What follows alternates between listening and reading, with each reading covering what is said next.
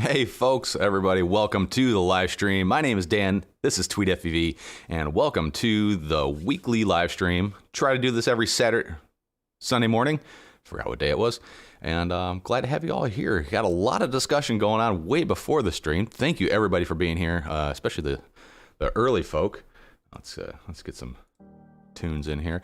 Hope you all really like the new layout, the whole retro synthwave thing. A child of the 80s. It does something.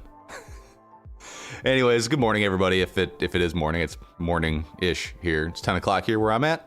Hopefully y'all are having a great day, great week, great weekend, and hopefully the rest of the day is good as well. Weather is looking like poo here where I'm at, so no flying today, at least not outdoors, maybe indoors. Rob Logan Jr., welcome to the live stream. You're here first. As always, you're one of the regulars. Toxic FPV, how you doing today? Maniac FPV, welcome as well. T-Bird, how are you doing? So he has a question about his TX16S. He's got a funky looking main menu screen. If you want to get in and see what we got going on, head over to Discord. You can find that over at tweetfpv.com. I'll slap up a link there. Just hit that Discord link, join the server, and in that Discord link, you can find we have the live stream chat. So right here is where we'll kind of, if you're not interested in the YouTube live chat thing, you can post up over on Discord. You can post pictures, clips, whatever you want. Just make sure that if it has audio, that it's not copyrighted, or if it has audio, make sure you mention on there to just mute it, because I gotta try to make a buck at this stuff, you know what I mean? Gotta keep going somehow. Anyways, so he posted up a question over there about his TX16S having this funky looking main menu. We'll dive into that a little bit today as well. This is gonna be kind of more of a Q&A stream. If you got questions, I'll do my best to answer them. If you want to get a hold of me, type tweet FPV in the chat box over there on YouTube, and it'll light up in orange like that, or yellow, or whatever the heck that color is. And I'll try to notice it. Otherwise, the YouTube chat just spins by pretty quick, and this is not centered at all. Give me 1 second. Sorry, this layout is still kind of a work in progress, so fix a few things here.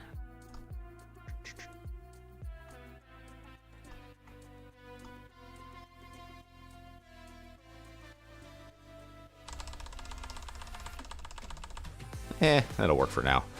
Anyways, I forgot what I was saying. Oh yeah, no, it's wrong. You know what? Maybe I just need to stop moving around. That's the downside of having a standing desk, is I definitely don't stay put. But I love having a standing desk. It's I don't know. I don't like the whole sitting and talking thing. Anyways, type at tweet FPV and it'll light up in yellow. Hopefully I'll notice that. The YouTube chat tends to kind of just jump around really quick, and I will definitely lose my place because that's just how it goes. Also, you can hit that super chat button down there, and I will definitely get to your question.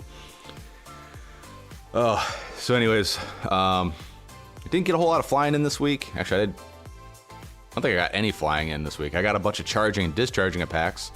I'm checking out a portable generator from Banggood, one of those DC battery boxes. That review should be coming out next week, I hope. I should be almost done with it. Interesting take on that little guy, but anyways, we'll get there. Back over to the chat. Let's see, doing a little bit of Super Troopers references back and forth. I love movies. I don't find movies good or bad. I find them entertaining or not entertaining. I dislike when people say, Transformers, shut up radio, Transformers wasn't realistic. Well, no, they're robots that turn into cars. Like, of course it's not realistic. Is it entertaining? That's all that matters. At least that's all that matters to me. Let's see. Scrolling through the chat there. Dauntless FPV, welcome, man. How you doing? It's a little early for you, I would assume. Car ramrod.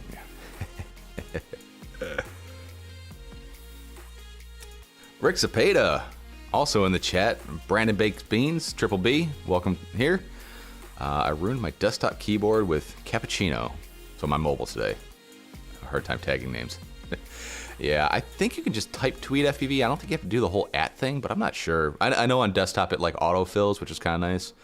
But on mobile, if you don't get it perfect, then it just doesn't work. YouTube, you got to work on this stuff, man. Like live streaming's where it's at, and YouTube is not doing anything at all to improve their platform. Rob Logan Jr. with the Contra code. So the Contra code, all right, you entered the secret code for the day. We're going to talk about what we usually talk about last. We're going to talk about the Super Chat giveaway.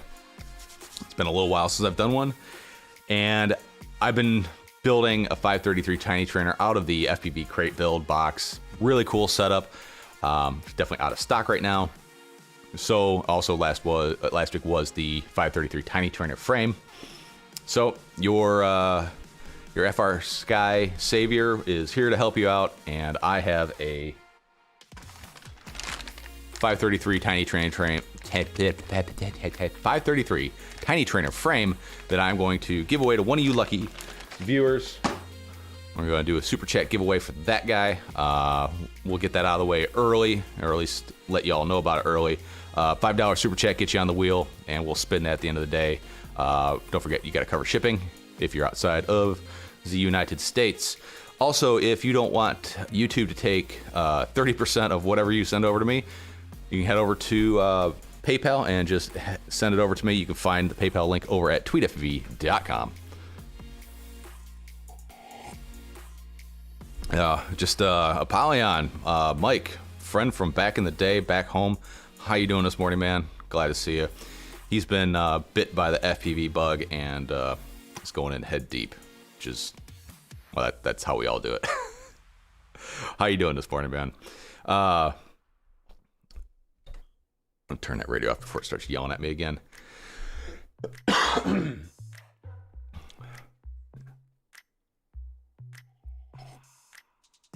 So anyways, I'm building another 533 TinyTrainer because if you didn't catch last week's stream, I lost one. Yes, first quad lost. Can't find it.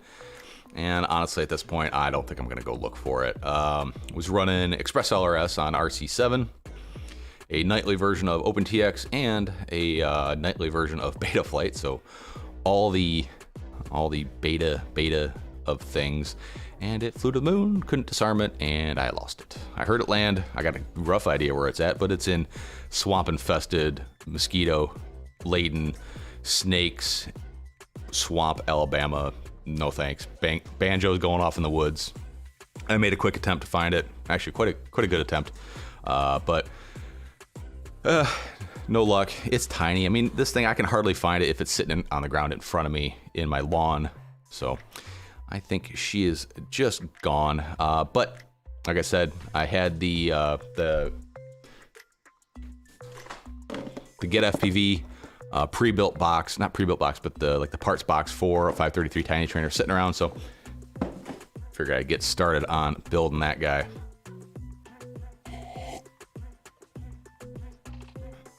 Donna says, "Did a bear step on your radio?" Yeah, it sure looks like it.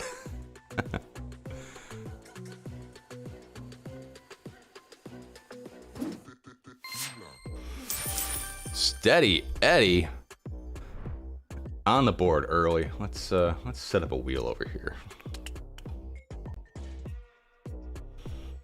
Oh, let's see. Wheel-o names. Random wheel picker. Get rid of all these guys here.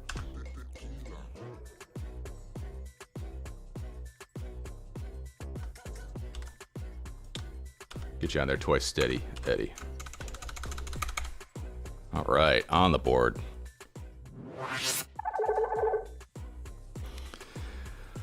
Oh yeah, let's see. Going back to the chat here. Need to catch up, guys. Brandon Baked Beans, need to ban that guy. Looks like fishing for Steam passwords on Discord. Let's see. Who is this chode? Quad Mates FPV. Let's see. Oh, he's been around for a while.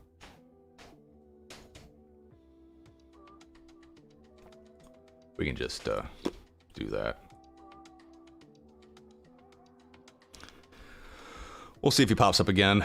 I need to make some mods over on Discord. I don't have really any mods.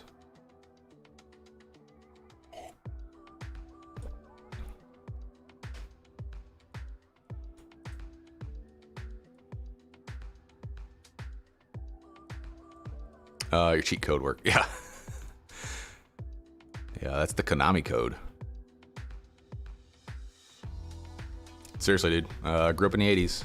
If you don't know, if you grew up in the 80s and you don't know what that is, you either lived in a shack out in the woods with no power, or I really don't know where else I was going to go with that one. It's too early. Not enough coffee yet. Mike Bergman, finished my Flywheel Nano Hex. Oh, you built a Hex. Interesting. I have a Hex coming. It's one of the digital Hex ones from Flywheel. Really kind of interested to give it a shot. I have no idea why I wanted it or what it's going to be used for, but it just looks super interesting, and it's a Hex. I've never flown a Hex, at least not, you know, one that wasn't like pre-built from like DJI or something, or not DJI, but Unique or something like that, you know, camera drone platform.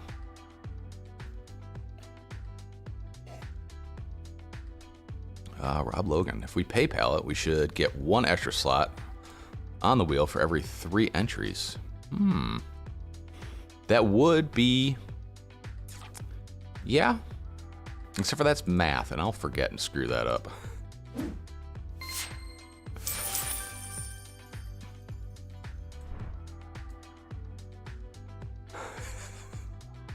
Oh, he's stupid chat. He jumped. Walk away from the banjo. Yeah. Yeah, I was out tromping through the woods with my daughter, and she was getting her boots stuck in the mud. I'm like, don't lose your boots. I turn around 3 seconds later, and she's pouring water out of her boots. Never fails.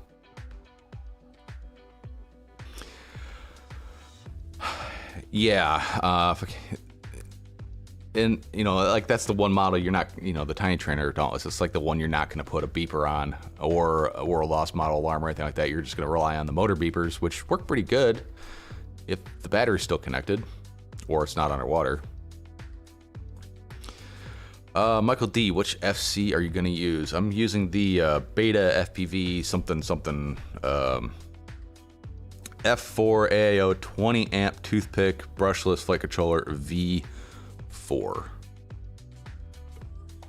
That's the one. That's the one that came in the kit. I believe it's a BL Heli 32 ESC as well. So it's a newer release than like you see in a lot of the build boxes of the TinyTrainer that people complain about the AIO. That was a different model AIO from Beta FPV. This is a newer one. I'm really hoping that it will, you know, last the rigors of flying. But I get a lot of questions all week, like, hey, I had this AIO, it died. Why did my AIOs die? So, starting off on the first quad I had, which was a Wizard X220, the thing was a complete and utter piece of shit. And if you looked at it wrong, an ESC would literally be on fire. Not just go up in smoke, but be on fire. And it always happened anytime you hit anything. So, I learned to fly with one finger always on the disarm switch. So up was arm, and I would fly like this, always just locked and loaded on a hair trigger to disarm that thing. As soon as I got close to hitting anything, disarm. I think people are coming up in a world of having much more resilient electronics where people fly without really like being ready to hit that switch. Anybody who's flying, if you're flying in the sim, turn on all the real stuff. Don't simulate in the simulator. Have arming enabled. Anytime you hit anything, make sure you disarm. You know, treat it as if it's real. I see so many people crash and the thing's just going da da da da da da while they're trying to find that disarm switch because it's not muscle memory. It's not ingrained in them to just hit that thing and shut it off as soon as they hit the ground. Which really ruined me for racing, because racing is the complete opposite way. You clip a gate, you throttle up and power out of that shit. Sorry. So yeah, racing was like, oh, I hit a gate, so I disarm, you get stuck in the grass and you're done. Racing is completely different. You hit a gate and you just bang that throttle wide open and hopefully you don't run into anybody. much different approach to things. Always throttle out in racing. But I think that's a big reason why a lot of people kill AIOs is that, and then moisture getting on them, because most frames that are AIOs are very light and have lots of like science holes in them. So moisture from the grass is really easy, really has a very easy way to get on the boards and fry them. And I don't think a lot of people can formal coat. I know I should more than I do. I just don't. I can't be bothered. It's too much time. But anyways, that's my thought on why a lot of AIOs burn out. Plus, AIOs are smaller, a lot more stuff in a small spot.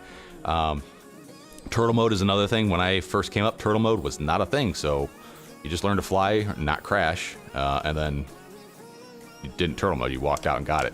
Now that turtle mode is so prevalent, I think everybody turtle modes. If you land a toothpick in a place that's full of leaves and sticks, don't even bother. Just go pick it up, because at best, you flip over and get stuck in a stick or a leaf, and at worst, you burn the ESC. So you got to kind of pick and choose your battles. Really, I don't turtle mode. Like if I crash here, I don't turtle mode unless I land on top of my roof, because I don't want to run the risk of burning up an ESC. Or if I land in the driveway, which it's all just gravel, which is usually pretty good. But that's my thoughts on why so many people kill AIOs. I'm sure it's not 100% of the reason. I know it's not, but just my thoughts. Rick Zapata, no flying for me. Flashing Express LRS receivers instead. Good luck, man. Hopefully you got an FTDI adapter, because I've had a lot of issues, especially flashing to RC5. By the way, RC8 just came out a couple days ago. If you're on 7, 8's out. I don't see any big improvements in the build notes, but that's what it is. Although I kind of feel like the power output's a little bit higher on RC8. Don't know why. I went through and did a power meter check on RC7, and it was pretty accurate. You know, 100 was like 112, and you know, 250 was like 230. Now I check out 100 and it's 135. And 250 was around 330, 335. May just be different time of day, better connection. I'm not sure. I'm sure there isn't anything to it, but I do have different numbers now, where they were pretty accurate testing different rounds of RC7. Rob Logan Jr., I'll be mod, please. What are we talking about? Oh, over on Discord. Yeah, sure. I will do that after the stream here. Text color on the background. Recommend they change colors. Okay, which text? Oh, I see. Let me see if I can change that. Or I can just completely destroy the whole thing. Streamlabs. Bear with me, guys.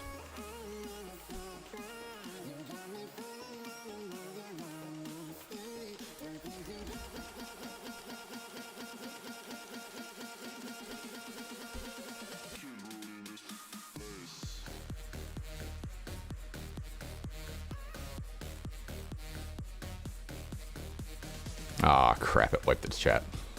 Well, let's see what happens. I changed it to white. Hopefully it's easier to read now. And by the way, the reason why I put the live chat on the stream, YouTube has a really bad habit of forking the live chat for replay after, like this is all being DVR'd on YouTube side. They have a really bad habit of completely destroying the chat if you do anything to any of the data from the stream. So I put it baked into the video so it's always there. I just have way too many live streams where the chat just dies. Plus, if you're on mobile or you're watching it back live on full size on desktop, shut off the live chat from YouTube, and then you can see it here. This actually happens faster than the live chat does on YouTube for some reason. I have no idea why. It's really weird. All right, Rob Logan Jr. Hopefully that looks better. Change it to white. Oh, let's see.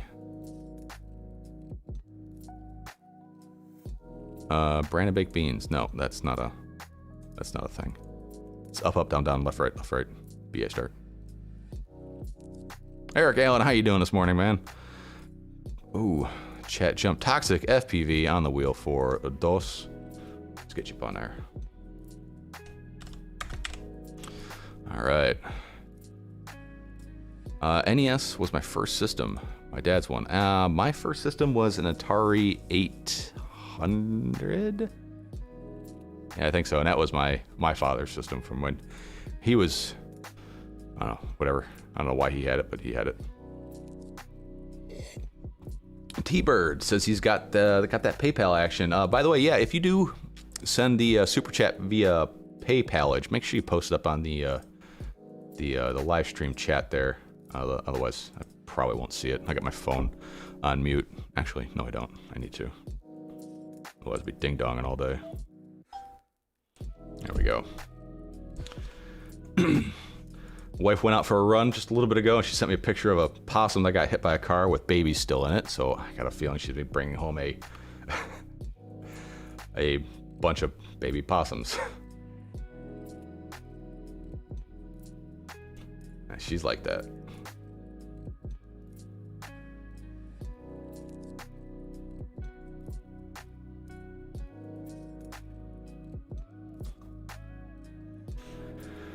All right, let's see. We got one for T-Bird.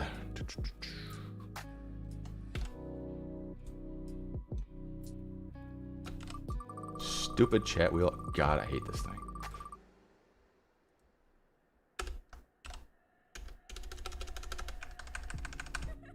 All right, T-Bird got you on the wheel for one.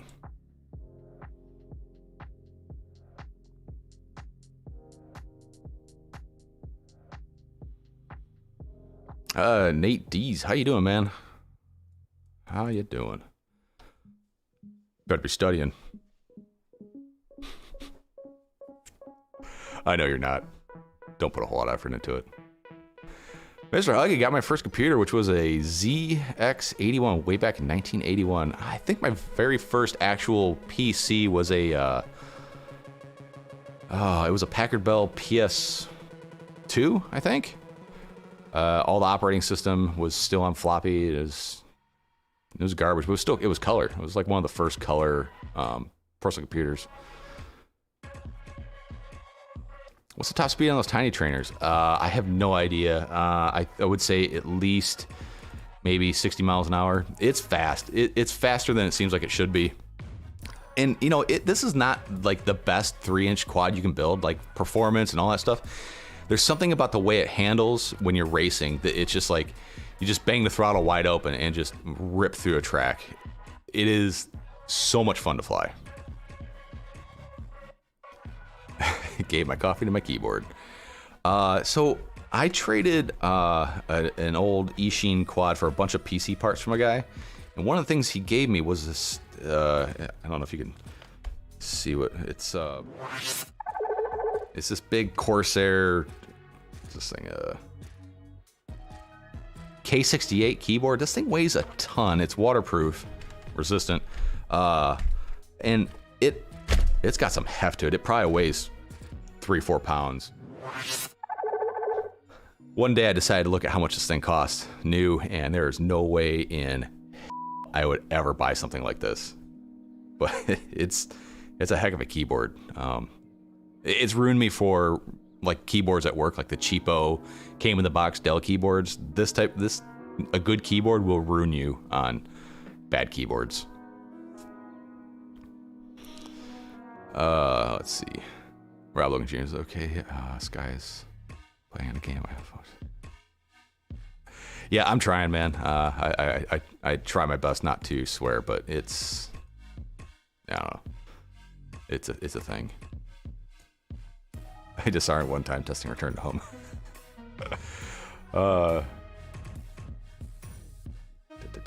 Let's head over to the live stream chat. Yeah, I should probably have that up, shouldn't I? Let's see. Okay, yeah, Rob Logan, I changed it to white. Let me know if the color helps. Also, the text could be smaller so more can fit. Like the font size of the last version. It should be exactly the same as the last one, or as the other streams. Let's see, I could change the font size. So I'm at 22. Let's go down to 18. And here we go. Every time I make a change, it kills the chat that's on there. But hey, thanks everybody for helping me like troubleshoot this thing. I know what it looks like on OBS. I don't really know what it looks like on mobile and desktop yet. So if you see something needs to be tweaked, let me know. I'm more than happy to make the change. I really appreciate it. Mike Bergman, never disarm.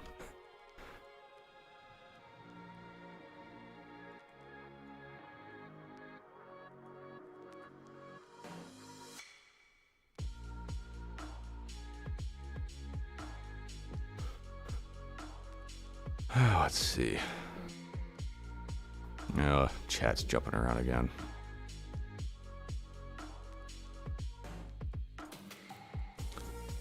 Ryan, how you doing this morning? What's my thoughts on Diatone? Diatone makes some really good stuff. Their pre-builts are really nice. The Roma 5 has been very popular. All their electronics are... I mean, if you're going to suggest electronics, Diatone's pretty much like at the top of the heap is anything I would recommend. Diatone and Maytech and iFlight are all very high-end electronics. There's a lot of weird offshoots like ZK FPV and crap, I can't even remember the other names, but there's like a lot of weird companies out there, and they're okay. But I've heard more. You know, when people talk about like the quality of a product, most people who are happy don't usually say anything, but the people who have problems, they typically take to the internet, keyboard warrior style, and tell you what's up.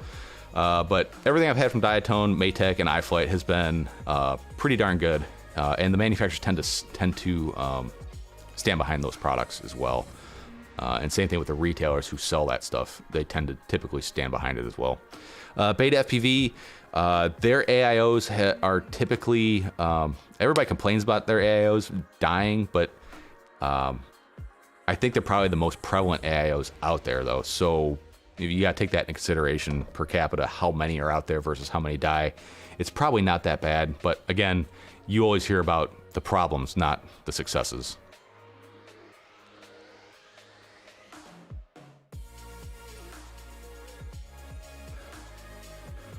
Let's see, back through the chat a little bit more. Been building up a bunch of the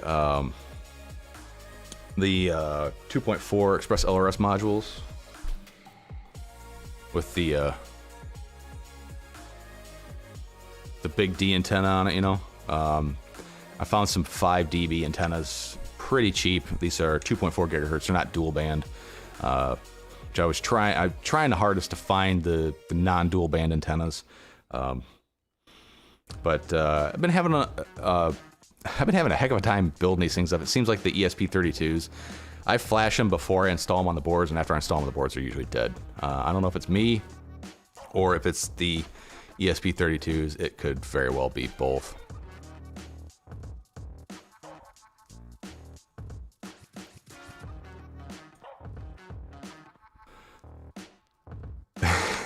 Brandon Baked Beans, no wonder it wasn't working last time.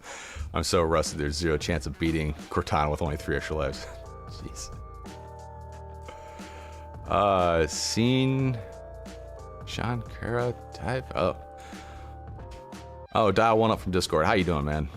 It's weird because I know people by their real names, their Discord names, and then their YouTube names, and then if they buy grips, then I see a different name. It's craziness.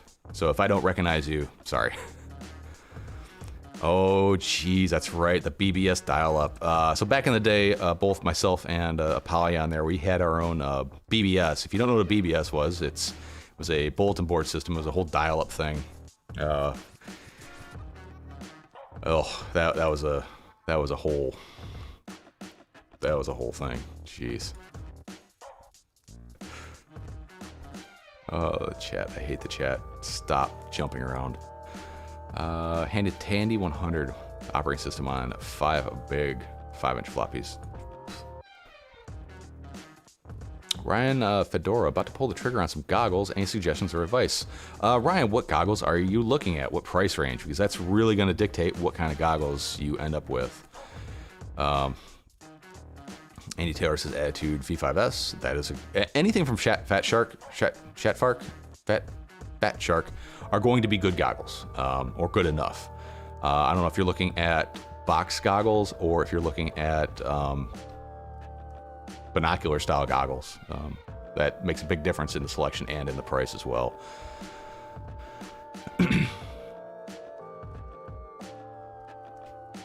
Been thinking the V6 for around $350.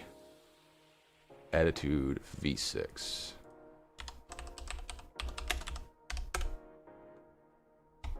The Attitude V6 is a very good goggle.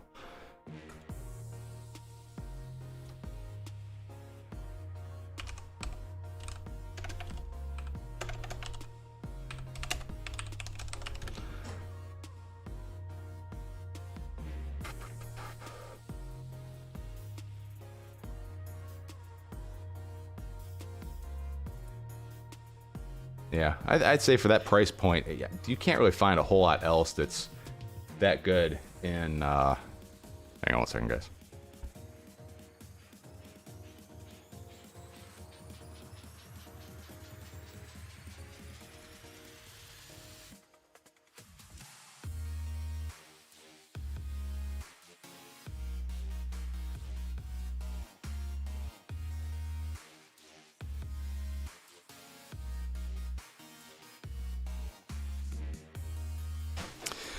And my daughter just came down here. She's wanting to know if she can steal a box out of my pile. I'm like, why? No reason. I'm like, oh, okay, there's a reason. I asked if mommy brought home possum. She said, nope. We're going to go get them. I'm like, oh, God damn it. This is my life, guys. Just animals. Constantly acquiring animals. We're down to like 6 gerbils though, so that's a high point. If you guys didn't know, I had like 9 at one point because they're really hard to determine whether they're males or females. For fuck's sakes. Sorry. Dauntless loves diatone. Made that very apparent. Let's see.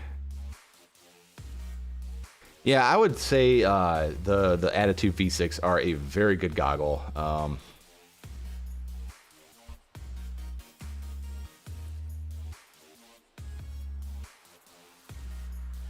The fact that it has an integrated receiver is nice. It would be nice if they were OLEDs, but obviously if they're OLEDs, you'd be jacking that price up about another $150. Have you looked at used equipment over at FPV Exchange? I would buy used personally. I buy everything used if I can get it. If I can save a couple bucks, I typically go used. I don't have all the hang-ups about things people have worn before me. It don't really, like goggles and gloves, and it doesn't bother. Everything can be cleaned for the most part. But that's just me.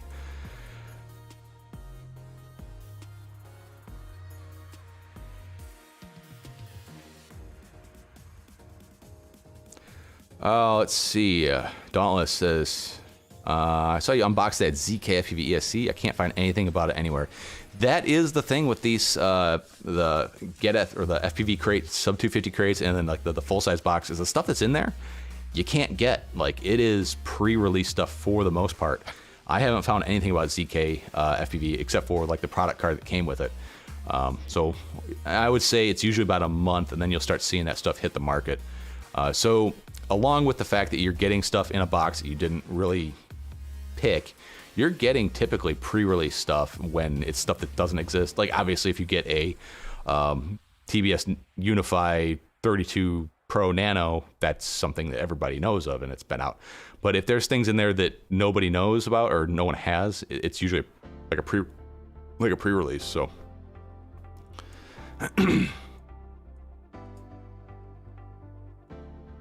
yeah, Beta FPV, the same thing with, so there's a lot of hate and discontent towards HGLRC. HGLRC was pushing the envelope long before anybody else was with 20x20 high amperage ESCs. Same thing with Happy Model. Everybody gives Happy Model a ton of crap about their boards burning up.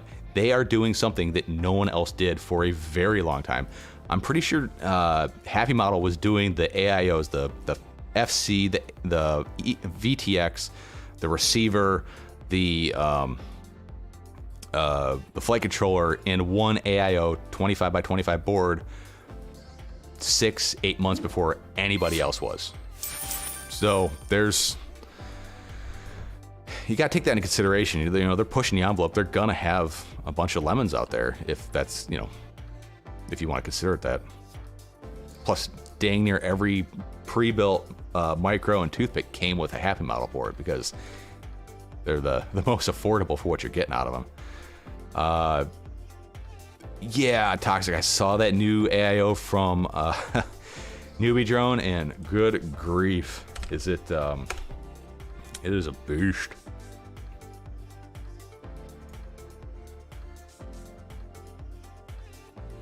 Yeah, actually, I don't know if it's even on their website anymore, or yet. Oh, here it is. Yeah, it's already sold out. Big surprise. Yeah, Newbie Drone Infinity AIO. So it's ESC flight controller in one, which there's not a lot of companies that do this. And if they do, they're usually way larger than the standard dimensions.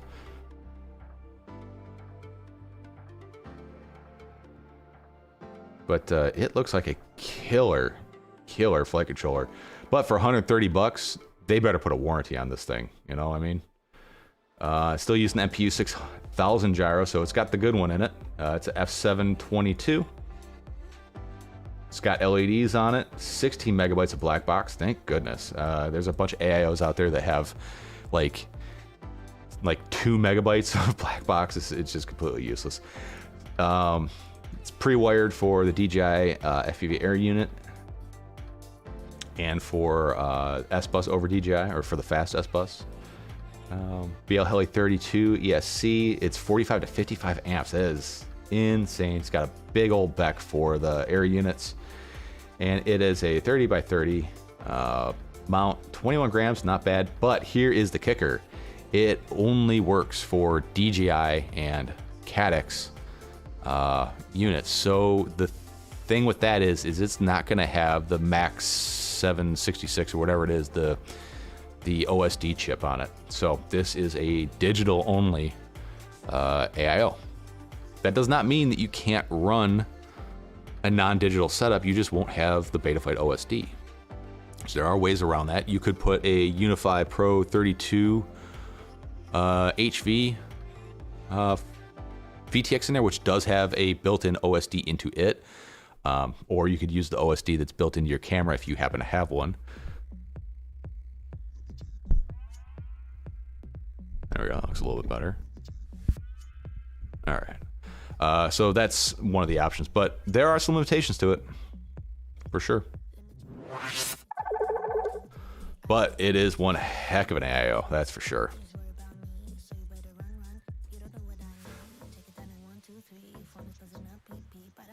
I've gotten by with never using a single beta FPV product yet.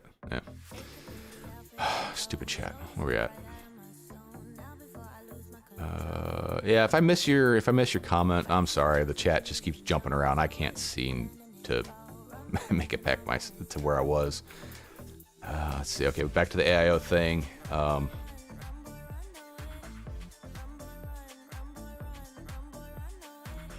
Brandon Baked Beans says beta FPV boards are his least favorite. They fall flat on its face at 6.2 volts, which is annoying. Yeah. Not great for long distance lithium ion pack type flying, for sure. Are those prices because of the chip shortage? Probably a lot because of the chip shortage, and it's something that doesn't exist. It's one of a kind. And you know, like the chip shortage, that's supposed to be for the next 2 years. Don't plan on prices going back down or availability for a while.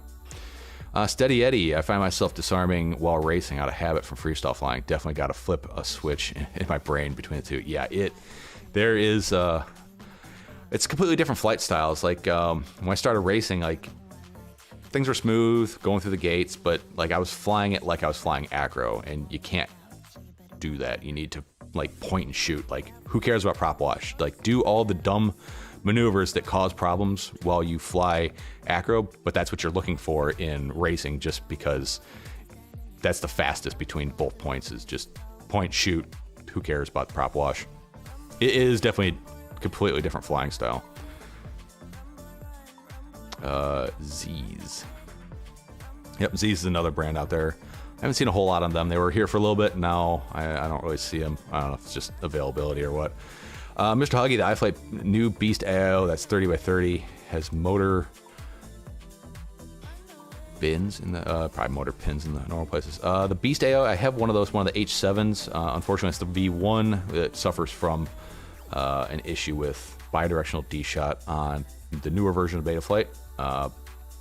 Still a hell of an ESC AIO, but they're supposed to be having a V2 coming out. I don't know if they have it out or not. It's supposed to be a PL2 so. Mike Bergman, what no AIO? Posted a link to it. Non-affiliate link. I don't have a thing with those guys.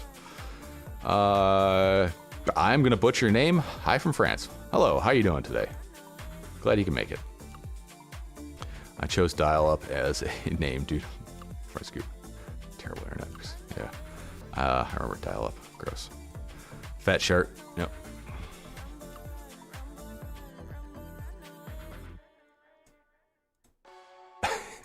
Oh yeah, I remember that. You know, parents picking up the phone like, "I'm on the internet." Yeah, a lot of people I knew had 2 phone lines. One specifically for the internet, and then one for the old talkie-talkie. Yep, toxic for the possums. Colony of gerbils. I had 4 cages of gerbils at one point. We're down to 2. We got 3 females and 3 males. They're entertaining, but I don't know. We need to downsize more. Alan Nichols, Diatome Mamba stacks are solid. They very much are. Same thing with Maytech. Maytech makes dang good stacks. Mike Bergman, like, yeah. Cheesy Mac, welcome. Sorry, Chet Mac. Morning, how you doing, man? I've used HGO V1s for sale, but this is the place. Yeah, Eric Allen has a set of HGO V1s for sale. Check it out. He's got them listed on my Discord over the for sale section.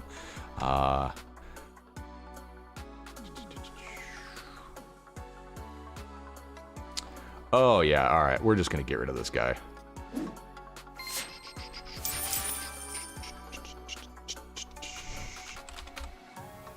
Boom. Yeah, he just posted up in every... Ugh, okay.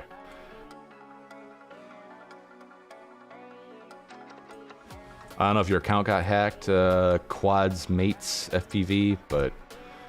Ugh, what a pain in the ass.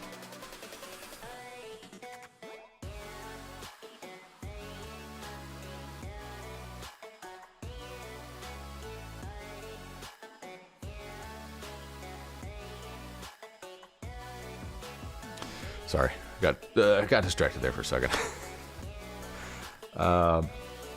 Rick Cepeda acquired a BQE box AFX, needs a recommendation for motors. BQE bot AFX. What is that? That's his 5-inch frame. Let's see. There we go. The bot banger. Bot AFX Banger 5. Anybody out there fly this frame? Have any recommendations for motors for Mr. Rick Z FPV? I don't know, man. Are you trying to make this thing to a basher?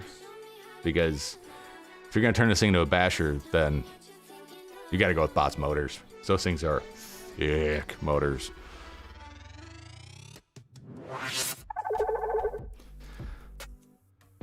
Oh, let's see, Nate D's, and you don't need to do that.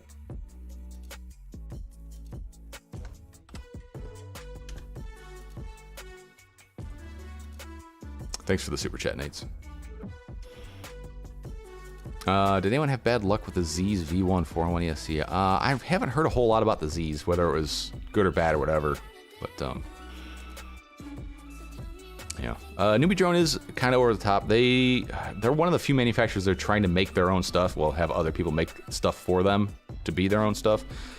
between their AIOs, all their micro stuff, their quads. I mean, these aren't just other people's stuff slapped into a different frame like a lot of the other micros are, where it's just pretty cookie cutter. Get a frame, get some high KV motors, grab a crazy BF4 Pro board, throw a craptastic camera on it, and call it a day. This is all bespoke stuff made for them, by them, which does introduce its own little issues, because now you have proprietary size connectors in different spots that you wouldn't want them if you're going to try to use their parts in other people's frames. So something to consider.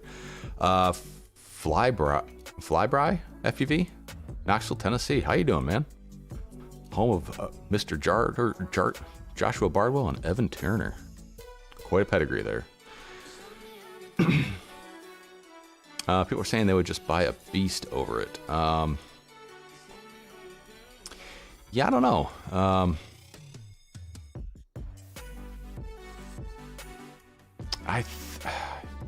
So the beast is a little bit better because you still have that OSD chip in it compared to the Newbie drone stack. The price is pretty high.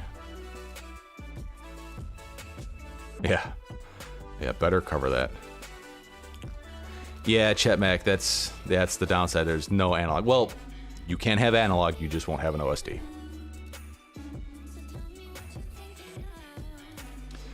Mr. Huggy does point out that the iFlight Beast works for any system. It's not proprietary to DJI. I think that's a weird decision. They went with no analog capabilities. I don't know why they would do that. It seems polarizing and silly to do it that way.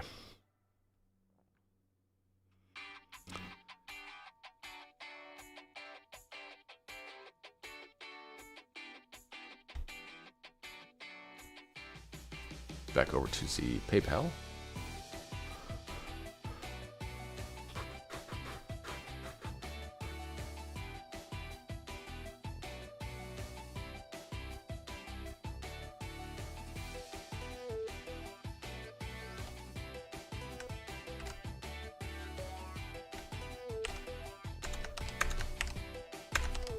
Rob Logan for 4 big old entries on the super chat giveaway via PayPal.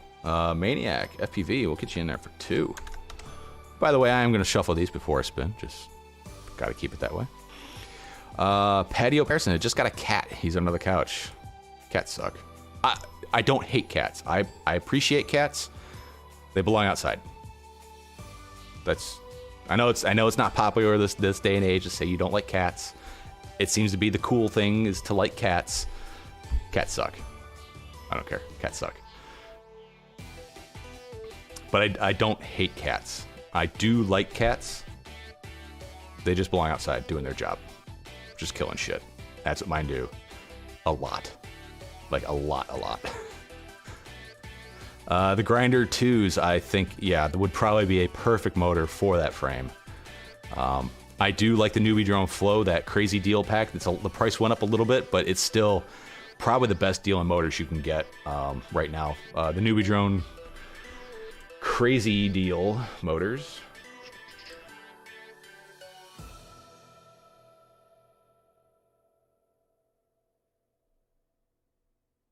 Do they still have the Crazy Deal motors?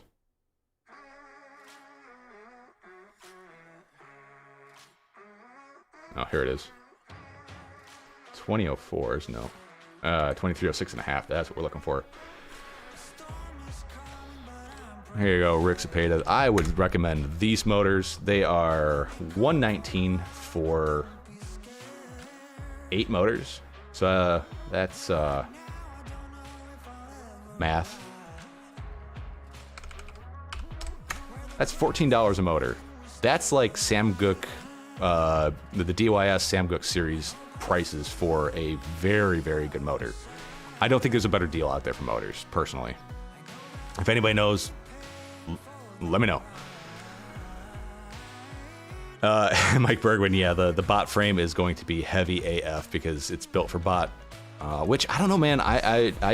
I watch bot a lot, then I stopped for a little while just because it just never popped up on my YouTube feed, but I've been watching him fly. Oh my goodness, he has improved exponentially in the last year. I was very impressed. Like, I was watching one, I'm like, is he having someone else fly for him? He's gotten very good. Very good.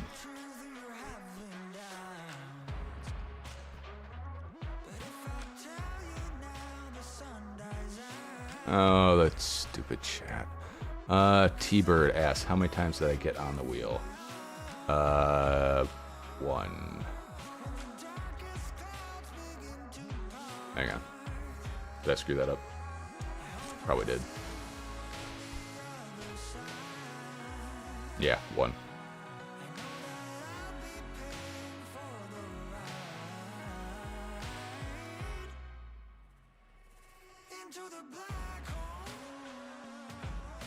Yep, just 1. Mike Bergman, I have no kids, only cats. They're indoor only, and always will be. Yeah, of course, it depends on where you live, too. I've had indoor cats. It just, I don't know, didn't like the litter box thing. Plus, you know, like dogs, they'll go ahead and they'll F your house just as easily as cats will, but I tell you what, man, if a cat pees on a door jamb, that wall's done. Rip that thing out. Like, that smell never comes out.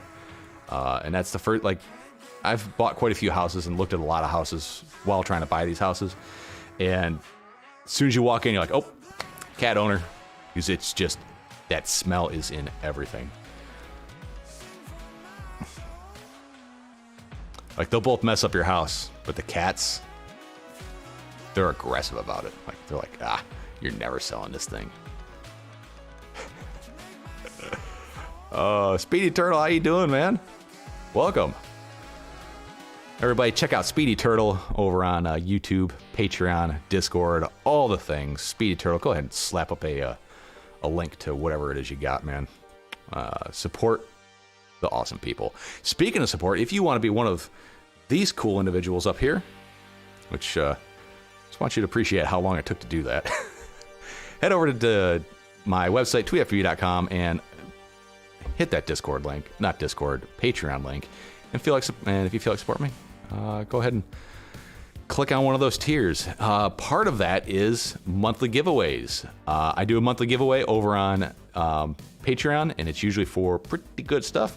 I don't know if I've had the listing go live for this month, but it is going to be for a FPVcycle 5-inch glide build. It's either I'll build it for you, or it's a box of all the parts you need to build it. Happen to have the box O parts right here. 2 sets of Gemfan Hurricane 51, 4, 6, 6, 3, 9, 5, 1. You know, these props. These are really good props. 4 of the Emax Eco 2 2306 1900 KVs. This isn't intended to be a 6S build. I typically like to go a little hot on my KV for 6S. 1900 is a very, very sweet spot. I am not a fan of buying the highest KV motors you can get and motor scaling them down to run on 6S. There are some downsides that people don't like to talk about. It's called frying electronics. Lower resistance because higher KV. It's not the way to do it. The flight controller is going to be the CL Racing F4 Mini. This was a great flight controller. Really like this one. ESC is the Acon AK32 PIN. And the deal with this ESC is I always rip the heatsink off and throw it right in the trash. Because it's just added weight and it makes it so you can't put any mounting hardware on top of it. Camera is going to be the Foxeer Razor 1200 TV line camera. It's a good camera. And then a step up from the last one, instead of using some generic 20x20 mount, I think I used like a Goku something or other. This is going to be a real deal, no shit, Tramp Nano VTX. This is the best VTX on the market in this size. Tramp has always been kind of a underrated VTX. They've always been ahead of the curve as far as innovation goes, like the whole switching to pit mode and all that stuff. They've had that forever. The thermal protection, they've always had it, but some other brands just get more play than others. And then a FPVcycle 5-inch glide. This isn't a hammer. This is the standard thickness arms. So that will be this month's Patreon giveaway.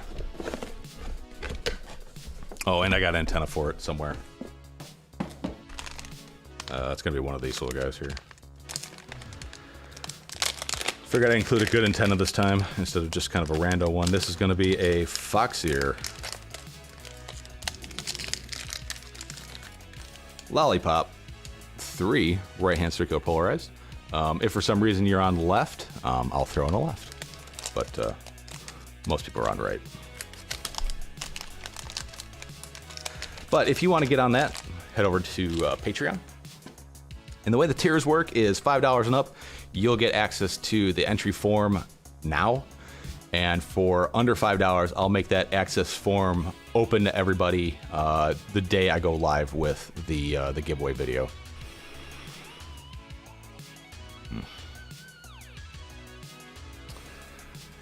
Oh man, where am I at now? Oh, stupid chat. YouTube, stop this. Make it so just give me the option to not auto scroll, please.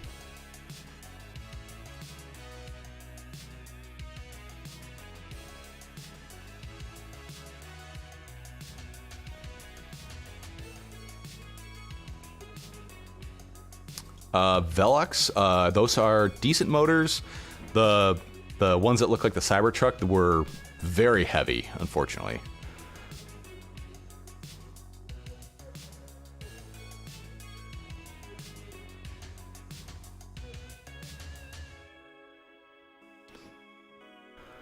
Oh, Speedy Turtle, I'm driving. I'm here and listening. Well, thank you so much, Speedy. Mike Berggren, I'm good at keeping it weird. Yeah, aren't we all?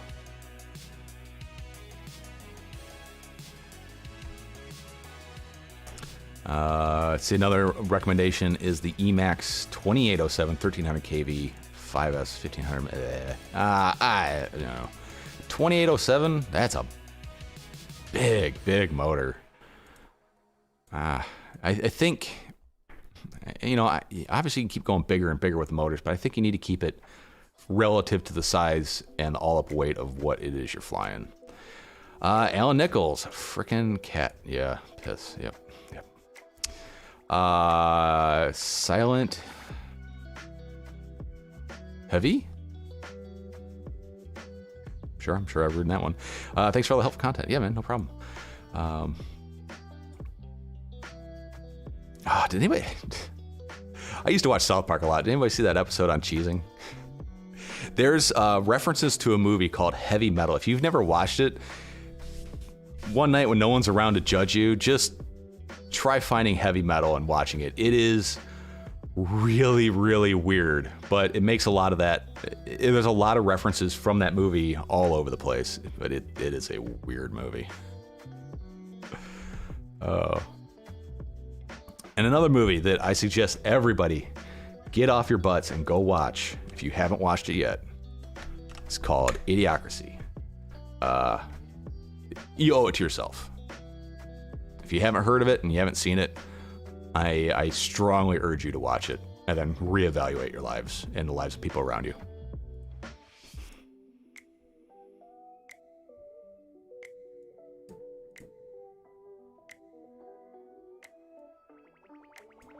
Yeah, that is the nice thing about cats. They do go and, you know, crap in a hole, and unless you got a sandbox for your kids, then, you know, they're finding little treats out there. Williams, are you in real estate? No, I'm not in real estate. I just move around a lot.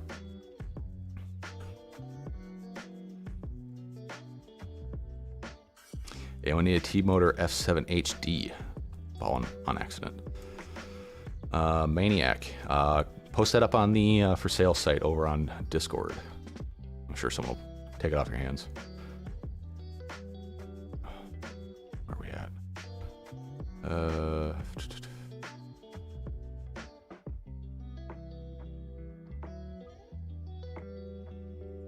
Dauntless, my glide is almost done. I'm so excited. Newbie drone flows, Acon Stack, Rush VTX, Foxy Predator, EP1.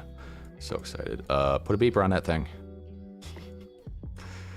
I don't entirely trust Express LRS yet. Like I said, I had that one fly away, and I don't know why I wasn't able to disarm it. The Tramp Nanos rock, yeah.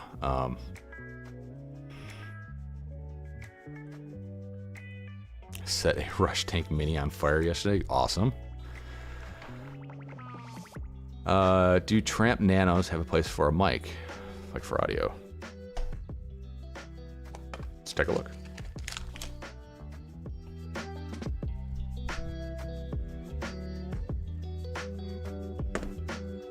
Oh, where'd it go?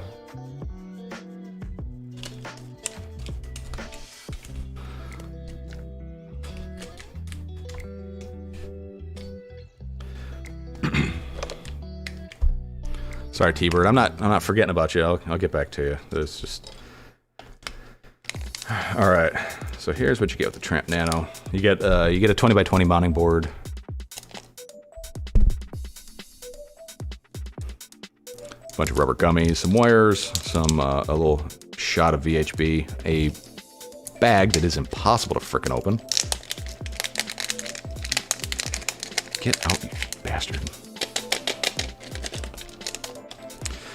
You do get a locking UFL, which is kind of unique to TBS. I mean, the locking UFL is not a new thing. It's just nobody in this hobby has done that before that I know of.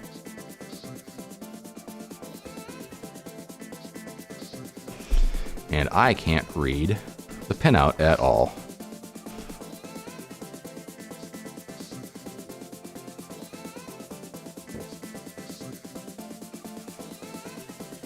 So I believe that would go like so.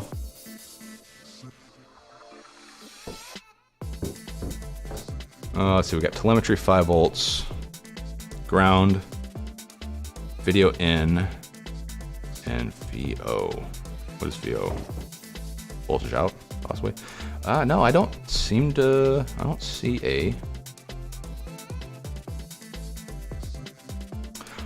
audio pad. Let's go look at the old interwebs, see what they say.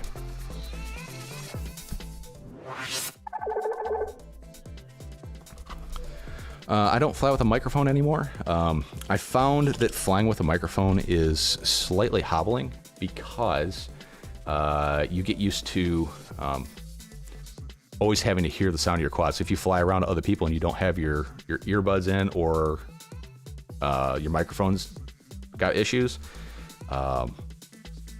it really messes with you, or at least it did for me.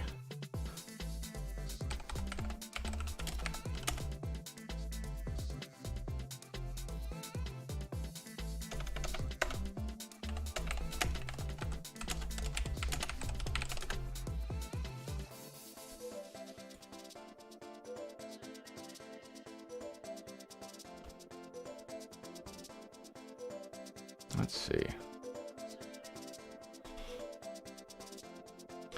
Yeah, the TNR thing, I don't know anybody who uses that.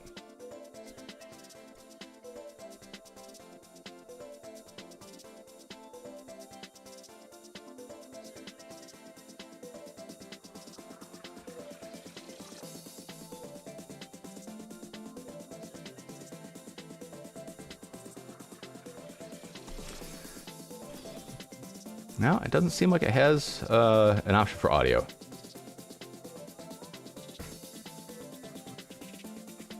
So I guess that would be a downside to it if that's something you were looking for, was audio.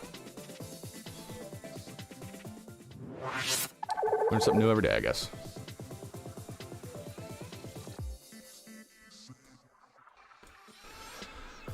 Oh, crap. Where was I on the chat?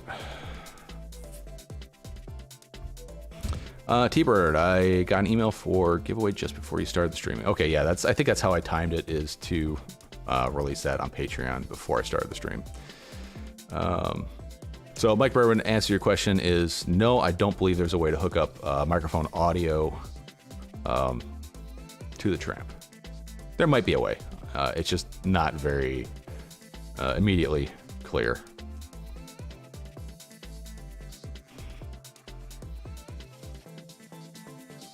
A lot of good motor recommendations here. Mr. Huggy says there's a Chrome extension that allows you to filter chat.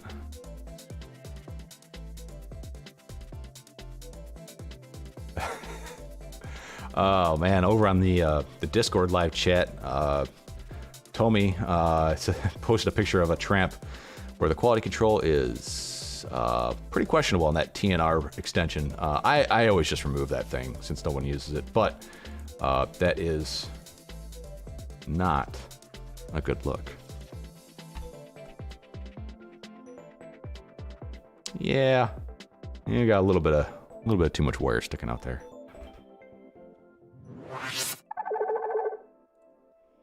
Can't have it all, man. Yeah, any electronics I get, first thing I do is I hit it with the jeweler's loop, make sure there's no stray solder blobs and stuff like that. Anyways, Mr. Huggy says there's a Chrome extension that allows you to filter chat in another window with only your mentions. Okay, that's a maniac. Hell yeah, cheesing. All right, you know what I'm talking about. Both heavy metals are. I have only seen one heavy metal.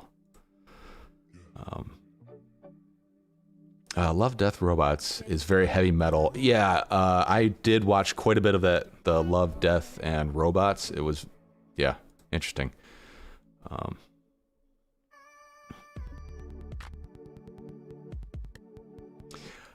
Mike Bergman, that is 100% true. Idiocracy is a documentary. Words tough today for 2021. It was a documentary for 2019. Idiocracy is happening right now. Yeah, so there was a lot of controversy when that movie came out. A lot of people were insulted by it. I wonder why. Let's see, when was the release date on that thing? It was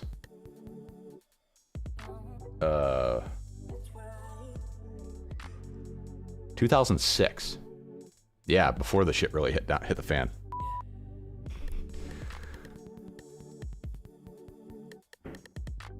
Oh, let's see.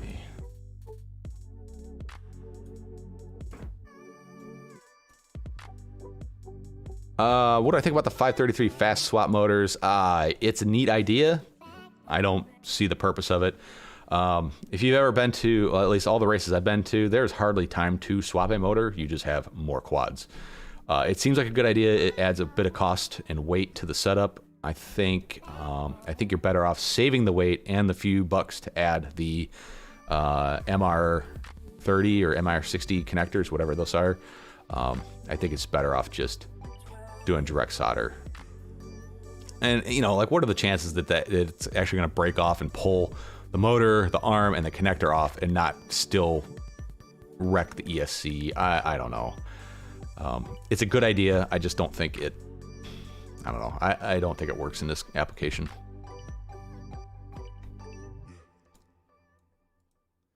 Does VO stand for voiceover support?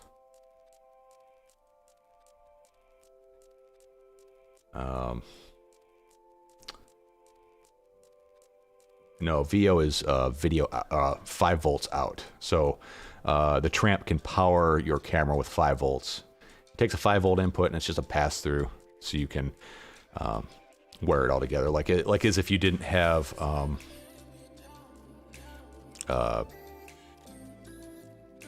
like a flight controller for like an OSD. Turn your audio up a bit. Microphone or music, Speedy Turtle?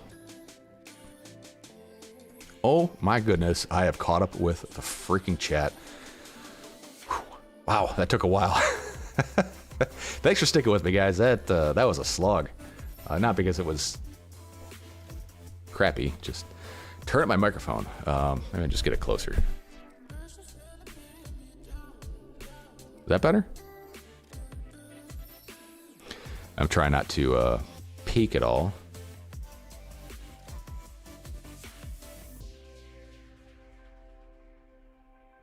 How's that? Yeah, I just didn't have it close enough. I'm trying to keep it out of view as much as I can, but it doesn't work that well. All right, so back to the whole Q&A part of it. If anybody's looking at the live stream chat,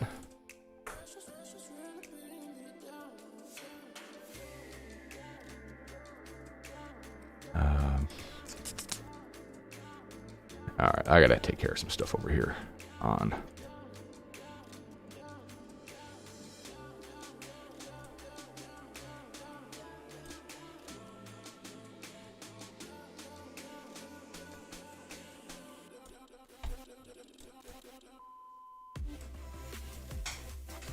Can you pause for a second? Hang on, guys. Be right back.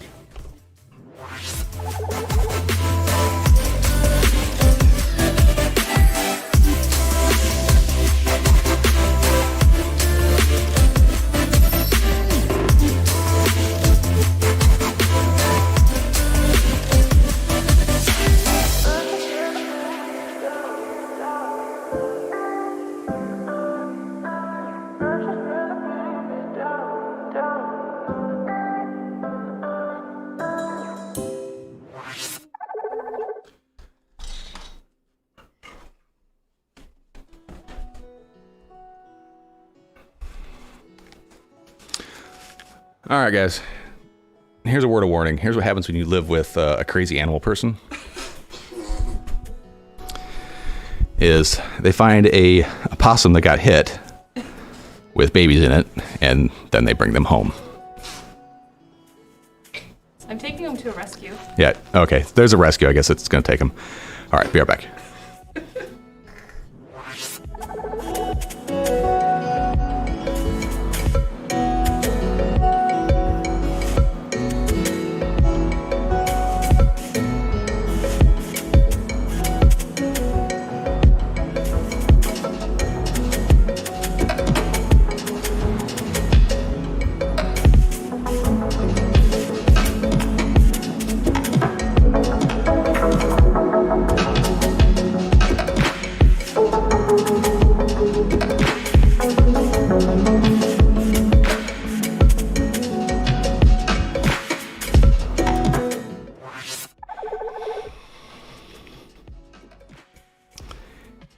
Yeah. I don't have an issue with it. It's just, as long as they don't stay here.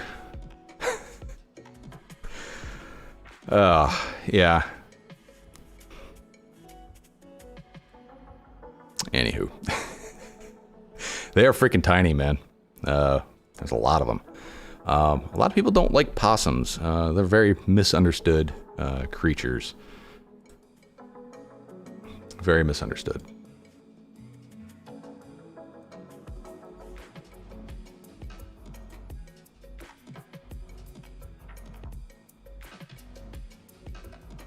All right. Eric Allen and Rob Logan Jr. Made you mods over on the Discord if you want to take care of whatever you need to take care of over there. I'd appreciate that. Oh, let's see. Where am I at? Yep, possums eat ticks. They do.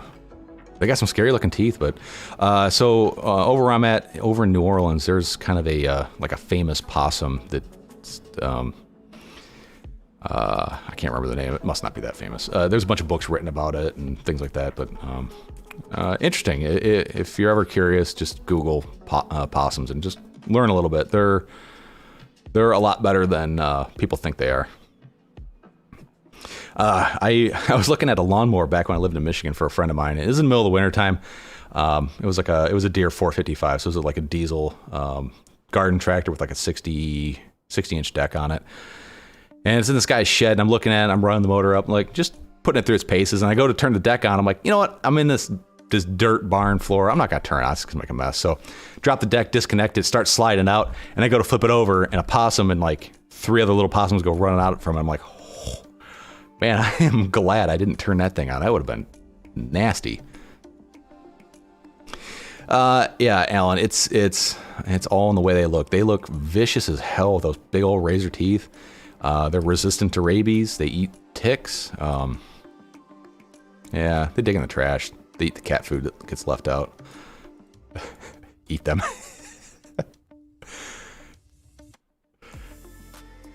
And my grandpa always used to say, them possums, them's good eating. But he also ate gizzards and turkey necks and pig feet and poverty food, you know. Straight off the boat Polish, you know. I'll eat anything. Saving pickle juice to make borscht, which, by the way, if you ever get to a good Polish restaurant, borscht is some good shit. Sorry. Yeah. All right, so we had a question from T-Bird about his about the screen on his TX16S. It says I turned on my Radio Match TX16S, went to my glide profile, and the screen was totally different. Normally it has a picture, output, and timer. Any clue what it is, how to fix it, and what does FMO in the center screen? I don't know the answer to a lot of those things, especially the FMO. All I know is FOMO, Ford Motor Company. But here's something to try. Literally, I pull this thing out only for troubleshooting and helping people with their equipment. Otherwise, I don't use this radio. I personally do not like it. A couple complaints I have at first.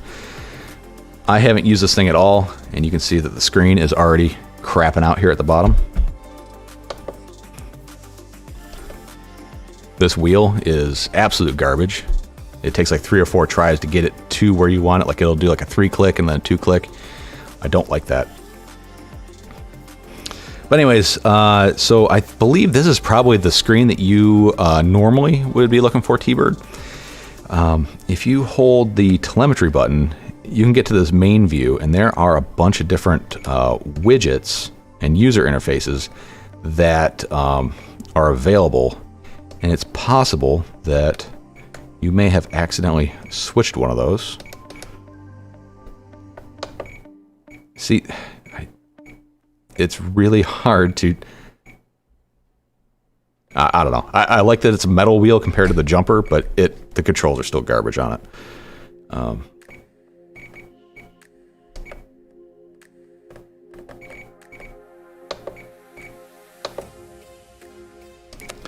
And then there's a bunch of different themes you can select.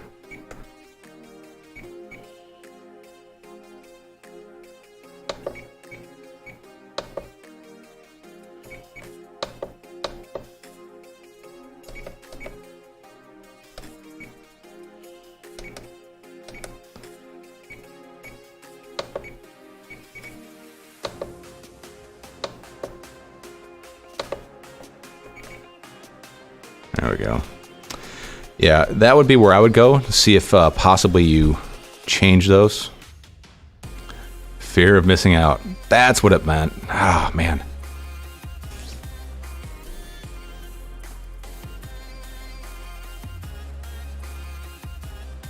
Dauntless to the Bears theme widget. Mine has none of those issues. I used it for months before I got the Tango 2. Still use it for whoops until I got the TBS NPM. Yeah, I mean, I know this is just one of one. I wasn't a big fan of the jumper TX16. As soon as I opened that thing up and saw the ribbon cables, I was like, ooh, that ain't gonna work. I don't know. I've just had issues with this one, and I literally have not really flown anything with it. I've flown a few whoops on it just for trying it out, but like I still have the ratcheting throttle and everything. I don't like the build quality of it. So that's where I would go, and I would check that out. There is a bunch of different layouts where you can set up like your top bar, flying modes, trims, all that stuff. Like when you have this 8-panel layout, which doesn't do what I would think it would do. This, I don't know, the interface reminds me of it reminds me of the Nirvana, which was hot garbage as far as that goes.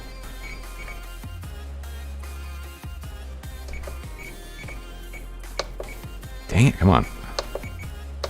I like the idea of the scroll wheel, it just doesn't work out well.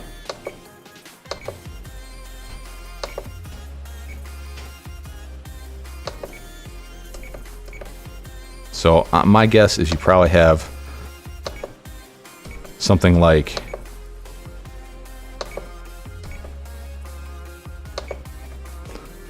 some preset value setup.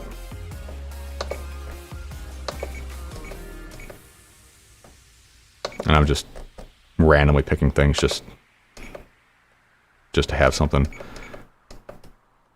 Maybe something like that. Like, it's all customizable, so you might want to try getting into that menu, just long hold telemetry. And I would go to that top bar and just scroll back to like the one screen setup right here, and then return, and just start from a clean slate, or at least see what is selected, and you might be able to get a idea of what's going on.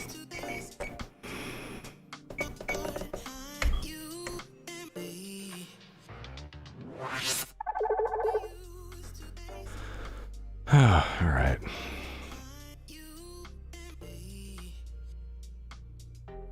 Hopefully that helps you out there. Go Bears.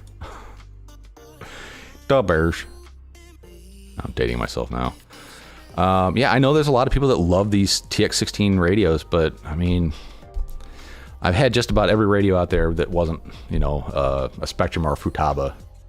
The build quality just isn't there. It's you get a ton for the money, and that makes it worthwhile. Just don't like, I don't know, just don't like it. But I also like small form factor radios too, so please take that into consideration. Yeah, and toxic, just like you said. Went to a Tango 2 for the form factor. I love the Tango 2. I like the X9 Lite S more than the TX16 as well. It's smaller, has all the features, and it has very good build quality. Chet Mac, my Jaja used to eat possum and squirrel. Jaja. What is Jaja? That's got to be grandma, grandpa, something like that. No, Jaja tequila.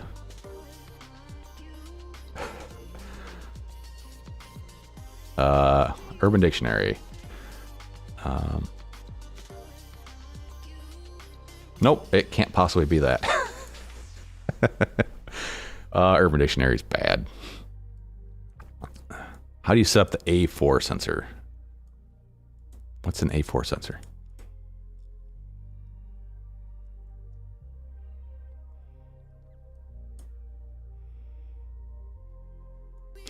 And yeah, Polyon, that's the big reason I went with the game style, was for portability, because I was traveling a lot, and this radio takes up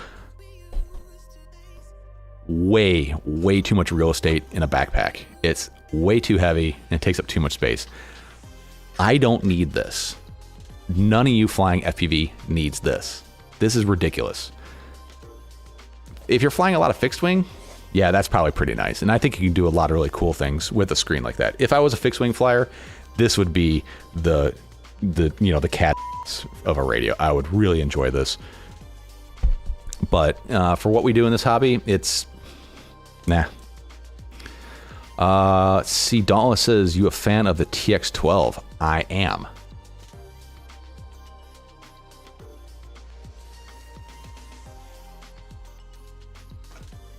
The fan of the TX12. This is a great little radio. I wish the gimbals were better.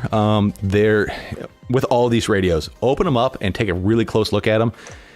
They must be built in a metal grinding factory, because there are metal shavings stuck to everything that's magnetic in any of these radios. And the QC is kind of like, if you look at the Hall sensor pickups for that radio, and then the T-Lite I had, you'll see like metal flakes and shavings stuck to the magnets on them. That's like a real downside. Like, that's something I don't like about these radios, is they have that kind of crap. Look inside a FR Sky radio, you're not going to see that. Most likely. Obviously, there's always a one-off cases. But this is a perfect form factor if you're looking for a bigger radio that's cheaper. I wish the gimbals were full size. They're not quite there, but you know, it is what it is. You know, it's not a very big radio. Takes two 18650s, has the big size JR Bay. This doesn't have the 5-in-1 module. It has, or the 4-in-1. It just has one of, I think all it has is a CC 2500 or something like that. Whichever one does FR Sky. It doesn't do Spectrum, which some people see it as a downside. Dauntless put up a picture that is just making my OCD want to scream. Whoa, jeez, over in the live chat. That's a lot of stuff. That would be really cool for flying fixed wing. Yeah, that's some of the cool things that you can do with the TX16 is having all of, like, the telemetry widgets and stuff like that, which you can do all that stuff with FR Sky, but it's more of a CSV log file. So it's not as cool with the graphical interface, but you can still kind of get the same thing, but you definitely can't get like the ADI and all that stuff in there. That's pretty cool.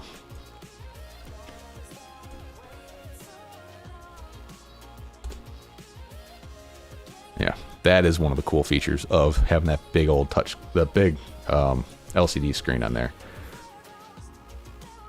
Yeah, so I mean, there's an application for everything. For what I do, it's not me. Polish for grandfather. That's right. All I know is Busha, and that was for grandmother.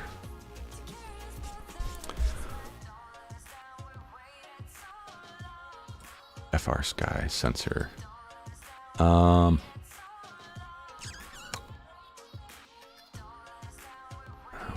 are we talking about?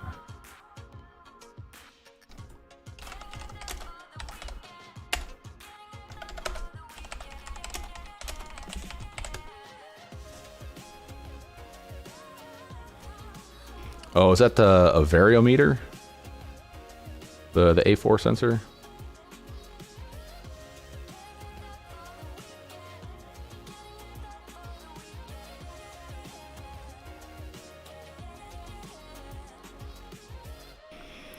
I don't know exactly how to set up the A4 sensor, but it would be basically do the telemetry, discover, make sure you find the A4 sensor, then you can import it into your telemetry or your sensor screen as an output, either as bars or percent or whatever options there are. I don't know the specifics of it. I'd have to look up that kind of stuff offline a little bit, do a little bit of research.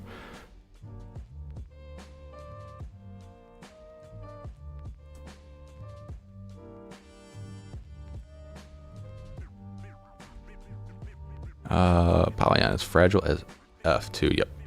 They really can't take too much of a beating. And then also having that big screen in there just adds to its sensitivity.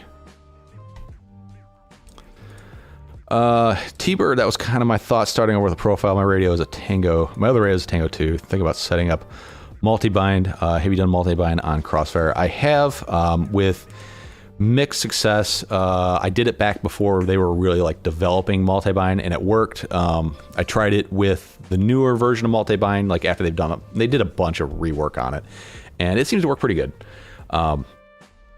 Something that I'm interested in with the Express LRS is, since it uses a binding phrase, so I could put a binding phrase on this module, the same binding phrase on this module, and the same binding phrase on all my receivers, and it should automatically bind to whichever one's powered on. So instead of having to do it through software, it's done through a binding phrase, which that's a really cool idea. Provided it works. I haven't tried it yet.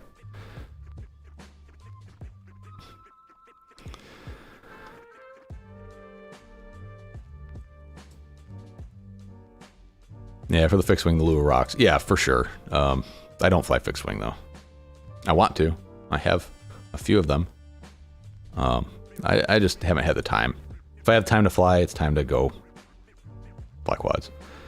I need a better bag box for my TX16S recommendations. The stock foam box is huge and way too big. Won't fit in my backpack. Yeah, I have a suggestion. Let's call it Tango 2. Sorry. No. What bag do you have? I would just find a good gimbal protector off of Thingiverse, have somebody print it out for you, and just throw it in your bag that way. Mike Bergman, wasn't there supposed to be something crazy in OpenTX for the Nirvana? Yeah, support. Yeah, the Nirvana was supposed to be supported in OpenTX 2.4. Better touchscreen support. Yeah. The other thing with the Nirvana is I really would have liked that radio more if it wasn't Fly Sky as the native protocol. It sucks always having to have a module on there because, I mean, I don't fly Sky. But it would have been cool if it was a FR Sky native receiver inside or transmitter inside of it. Ricardo, greetings. How are you doing? From Portugal.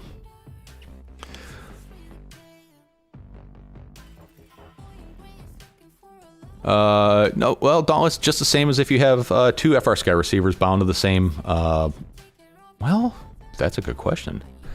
Two TXs and two RXs powered up the same binding phrase. I think a black hole emerges in front of you and we all die. I don't know. That's a good question. That is a good question.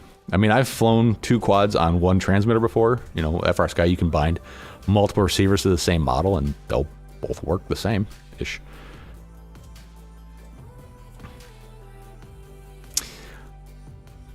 You know, that's what I was going to say, Toxic, with the Torwell bag and the gimbal protector. That's the way I would do it. That's exactly why I started flying the X-Lite, was because I was sick of my radio taking up far too much real estate, way more real estate than it deserved in my bag. That's why I flew the X-Lite for a long time.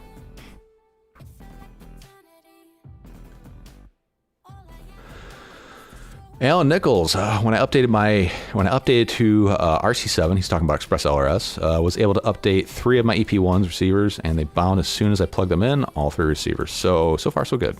RC8 is out, just heads up.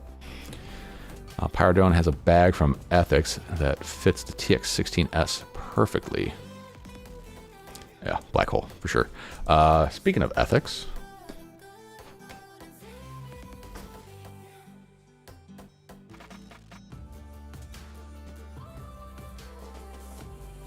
I am not a TBS fanboy. I do appreciate the products that they make that are good. I'm not an Ethics fanboy. I'm not a Steel fanboy. I fly anything and everything, but there is something about the Ethics gear, like the LiPo bag and their radio bag, and now they have a digital goggle bag with the fleece-lined interior. This thing is, I'm just not gonna say it. It's tits. This thing is awesome. Goggles with antennas on. Oh, by the way, check out that module adapter right there. Yeah, that's sleek. Perfect. Fits perfect. You don't have to take your antennas off anymore. The bag's actually kind of on the big side, to be honest.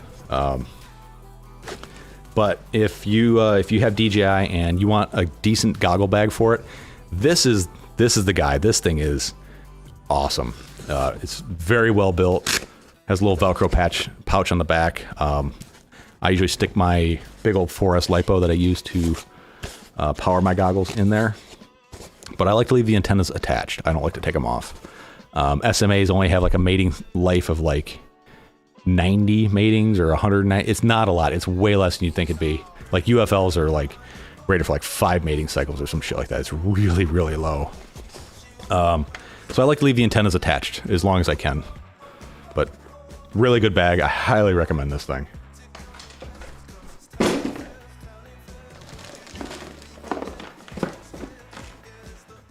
Their LiPo bag's pretty nice too. The heater element in it seems kind of silly, but tell you what, when it's cold out, it makes a difference. Will McEwen, $5. Thank you for the super chat. I'll throw you on the wheel. By the way, if you're tuning in just now, we're going to do a $5 super chat to get in on the 533 TinyTrainer frame giveaway. This is for one frame. I have a couple different color printed parts in there. Actually, no, I'll just include the black ones. And I also have the plate for the HD. I'll probably keep that though. So this will be for a standard version.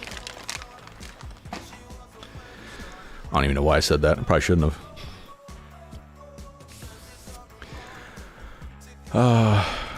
Ran RC7 for almost 30 packs yesterday. No issues. Awesome house. I'm still very leery of it after my flyaway incident. I don't know if it was Express LRS or if it was something else that caused it, but I'm still debating on what to put in this 533 build. I was going to do Express LRS, but I'm starting to lean towards a Ghost, Zepto, and a Tramp Mini Nano Tramp. I don't know. I kind of want to do the EP2 again just to give it a try, but I don't want to lose a quad again. Nate, you're on there. Don't worry about it.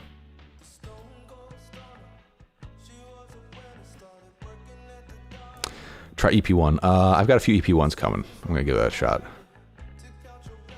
Let's see. Mike Berwin, I have an X-Lite Pro, but still have yet to get it working with my Crossfire module. I messed up the firmware December 19, never got around to fixing it. Mike Berwin, if you want some help, just hit me up on Discord. It's a pretty easy fix. Once you update the firmware once on a radio, the next time is so easy because it's mostly you just got to get those DFU drivers loaded. That's really the only catch up. And once you do it once, that's the only real catch. But once you do it once, they're there and it automatically goes into DFU mode when you update OpenTX. FrSky X9 radio. Do you think nowadays it's an old design? It's a safe design. It's an older design. It appeals to both fixed wing and quad flying, whereas like the Tango 2, that is a quad radio. It is not geared towards fixed wing flying, and the reason I say that is there are no trim switches. Anybody who flies fixed wing, you always see them banging around on those trim switches. Yes, the Tango 2 has a way to do trimming out. It's a real pain in the ass, and it's not a good setup. They do have it. It just doesn't work the way I would like it to work. It's a safe design. It's like X9D, just smaller, same full-size Hall effect gimbals. I do like that it has momentaries, and I'm talking about the X9 Lite S radio. I think that's what you're talking about, Ricardo. There's a lot of radios with X9 in it. The QX7, I've never liked that radio. I do not like the ergonomics of it. It is one of the most popular radios that FrSky has made in a long time. I know a lot of people love it. I just don't like the ergonomics of it. It's just the shape of my hands. If it fits you and you like it, cool. More power to you. I don't like that big boxy design though. Did somebody say mating cycle? Giggity. Where is a good place to buy an assortment of standoffs? Honestly, Pyro and Race Day Quads sell standoffs. To get a good assortment, I would just look at Amazon. Do whatever you want and put an EP2 in a whoop. Yeah, I'm definitely planning on putting EP2s in whoops. Robert Andrews. Super chat, thank you very much, my friend. Got you on the wheel for one. Michael D. Building Express RS. What happens if you have two quads bound to the same phrase and you power both? Will the transmitter search and stay locked and disconnected to the closer one? Oh, my car does this with my wife's. Your wife has an EP2 in the car? That's weird. I haven't tried it, but most likely it'll be bound to both. Just like as if you had an FrSky receiver with an FrSky radio on the same model bound to multiple quads, you can power them both up and fly them both being bound. It'll bind to two different quads. It doesn't care. The transmitter, all it's doing is just sending out signals. Whatever's grabbing it is taking it. They don't like lock into each other and reject other signals. That's one of the selling features of Access, is that Access is on, it's transmitting, and it finds this receiver, and the two are locked to each other, and you can't. It's almost like an anti-spoofing thing. Like, you can't control the quad with another receiver powered up in the same bound to the same model. It rejects one. Does it really apply to us? Not so much. But I've seen a couple times at a race. Guy lands by the pits, starts chit-chatting. He's up next, plugs in a quad, goes out there, arms it, takes off, and his other quad's just trying to spin itself to death in the ground because it's bound to the same model. And just to make it clear, I bind all my quads to the same model because it's just consistency. Same model, same setup, same switches. Only time I change it is depending on the different receiver that it's binding to. That's it. But Michael D, most likely it'll just bind to both quads and control both quads. But I haven't tried it. It'll be an interesting experiment, but I'm pretty sure it'll bind to both. My friends all fly Tango 2s with fixed wing. They're on iNav, so auto trim. You know, there you go. I don't know why I haven't bought a TinyTrainer frame yet. I don't know either, Toxic Man. You might get one today. Funnest quad I own, hands down. House FPV Pyro Drone has the best selection of color and sizes. If I happen to win it, will give me an excuse to buy one finally, yes. Chet Mack, $5, no entry, just thanks. Hey man, thank you so much. Appreciate your support. You trim Tango easy. You set up OpenTX Insta Trim function to a button, flat, straight, and level. That's right, Mr. Huggy. I thank you for bringing that up. I keep forgetting that that exists. That is one way to do it. Yeah, I don't know why I keep forgetting that. Insta Trim. Cool. I'll look that up. But the native support for trimming kind of sucks. we all have to admit that. It sucks for fixed wing.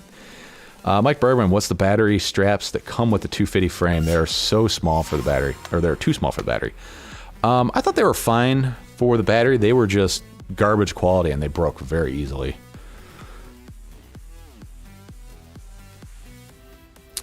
Toxic, if it's the same receiver, then it's the same channel. Not necessarily. You can bind, I can have one model bound to an RXSR, an XSR, and a XM Plus on the same model in the radio. So you got like model 1, 2, 3, 0, whatever. As soon as I turn it on, and if they're already bound to that, they'll arm. That's with old ACCST technology though. Access, it's a 1-to-1. I used to make individual channels when I first started. You must be models. Nose itches again.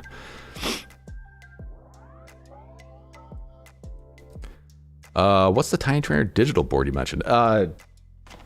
It's not a digital board. It's a digital. It's a top plate for if you're going to run like a digital setup and you can't cram it in underneath the canopy. It's just a small section of carbon fiber. It's basically just a top plate and some standoffs. Pretty simple little design. But if you're going to put like a Vista, or I believe you could probably cram a shark bite board underneath there without needing the canopy. Yeah, HD top plate. That's what I meant to say. Oh, let's see. 250 straps break too easily. Yeah, I mean, I broke both of them just tightening the strap down. I have finally decided what I'm going to put my shark bite system into, and it's going to be this. If you've been around the channel for a while, you've seen this before. This is my cavity frame. This predates the availability of the actual toothpick frame, so it's a bit older design. It's my design. I designed it. I cut it here at home. I've sold a bunch of these to a bunch of local people. I used to have it for sale on Etsy. It's a lot of work to make a frame one-off. It's not really worth selling. I don't think people, either it's not worth my time or it's not worth what people want to pay for it. But I'm going to put it in this. I think that's going to be a good setup for it. Swing some 3-inch props. It's a stretched X 3-inch kind of toothpick. So that'll be what that goes into. After I finish that build, and then the Switchback Pro build, and then all the other stuff. Ricardo, just curious how you set up your aux switches in your radio. All right, I'll tell you right now. All right.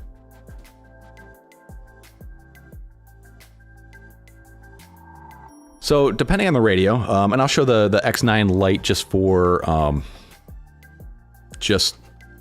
because this is probably going to be the closest to what other people are using. Get out of here, take 6 stance.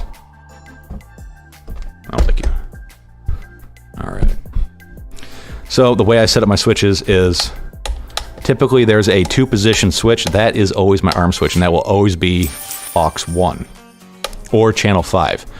And just to make that a little bit clearer, in the radio, they go by channels. In Betaflight, we go by aux. So in the radio, channel 1, 2, 3, and 4 are your 4 gimbal stick directions. So you got throttle, yaw, aileron, and rudder. And then channel 5 is going to be your first aux switch. I always, always, always make aux 1 my arm switch. So this 2-position switch will be my arm switch. Towards me is arm, away is disarm. All these radios, when you get them out of the box, unless you make some custom changes, all the positions of the switches, they want to be in the up position, which, well, the minimum position. So this is like the 1000 microsecond position. So forward, up, up, up, and forward.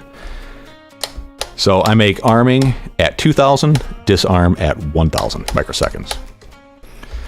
The next switch I set up is, for this radio, it has a nice little momentary. This is my turtle mode switch. Up at 2000 is turtle mode active, and down is turtle mode inactive. So it makes it very quick to do quick turtle mode moves, because in Betaflight you need to disarm, activate turtle mode, and then arm again. So for the fastest turtle mode ability, I go turtle mode, arm, release, flip, off, on, and boom, you're gone. Because it's auto returning. So if I crash, disarm, turtle mode on, arm, do my flip, disarm, rearm, go. Pretty quick. This button here, I make my beeper. That's it. I don't fly modes, like auto level modes. Now, if I do want to auto level mode, or I want to put like black box on a switch, I'll use something I can access with this hand, my non-throttle hand, because you can sit in one spot with a throttle. So I like to, it's just the way my brain works. I like to be able to control the throttle and yaw, and then I can feel for different switches with this hand without giving any input and come back. That's the way I set up my switches. Arm, turtle, beeper, and then modes if I need it.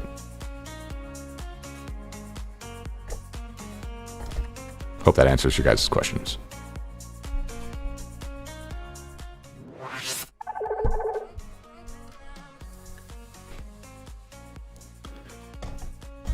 And then if we're talking the Tango 2, obviously aux 1 is there at the top. Turtle mode is the momentary button on the back, and then the beeper is the other momentary. Pretty much the same as the FR Sky radio. So it's very easy for me to jump from one radio to another, because all the switches are pretty much in the same spot. You know, I don't have to relearn anything, and I highly recommend that you make all your models the same. You know, at least the primary controls, the arming, the turtle mode, the beeper, make them the same switches on all your models. Now, if you have a model that is more of a long range dealy where you're trying to do like return to home, I would make that your special switch. So that one that I had on the X9 Lite for modes, I'd make it that one. Oh, let's see, where are we at? Ricardo, I hope that answered your questions. If you have any questions on that, let me know, or head over to Discord and hit me up over there. Be more than happy to help you out.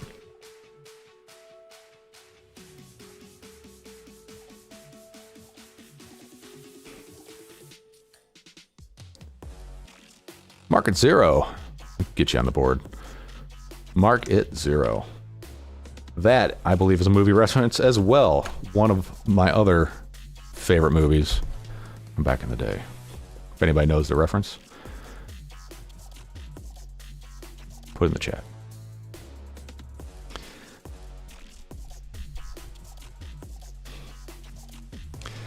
Mike Bergman, fried 2 vistas. Yeah, that is crazy. It's an interesting story of a flight controller killing vistas.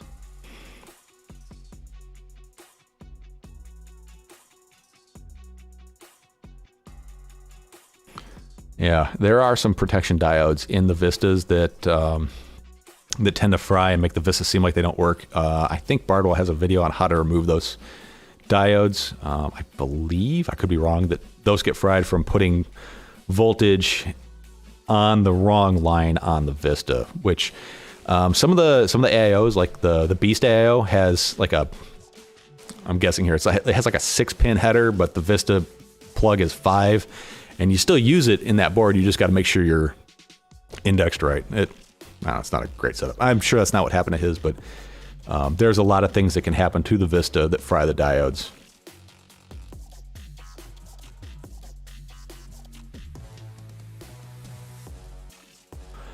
Maniac, I stopped using beeper because more often than not, the damn battery disconnects. Well, I mean, why not have it? You know?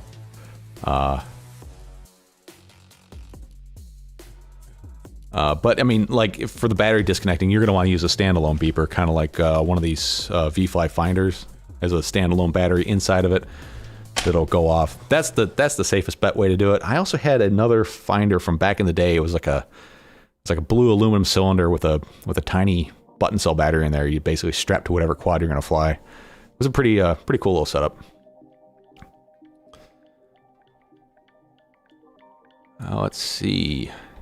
Alan Nichols, I want the HD trainer, but everyone's out of stock on the HD top plate. I might be able to help you out with that one. Hit me up on Discord. Stupid chat jumped. Where are we at? Self-power buzzers for the win, for sure. They're not the best option out there, or they're not a perfect option, but they're the best thing I know of. House FPV, that green on the Tango 2 looks great. Yeah, this is a Cerakote job by a guy out in Florida. I think it's in Orlando. He's the same guy that did all of JB's stuff. I'm one of Bardwell's Discord members, and he put up a post saying, hey, this guy wants to do more FPV stuff because the gun market's kind of slowing down a little bit for him, and he's looking for samples of stuff that he can Cerakote. So I immediately hit him up. I'm like, hey, I got a Tango 2. He's like, that's awesome. I'm like, I also have a set of Orcas. He's like, no, you don't. You can't take those apart. I'm like, watch me. So I disassembled a set of Orcas, which of course even Orca says that you can't do that without special tooling, which is complete bullshit. Gutted my Orcas and sent him the shells. He also did, so if you don't know how Cerakote works, is you have to bake this finish. It's not like Duracoat, which is an air dry. This is a bake finish. It's one of the most durable finishes out there for firearms, and it works great on everything else. But he did somebody's DJI goggles, and the plastic that they use in those, couldn't handle the heat. And basically they look like a angry teenage Ninja Turtle, like the whole thing just smushed. So yeah. Even that, the cases did warp a little bit. I have another Tango 2 case that he did, just for looks. Hang on a second, let me grab it.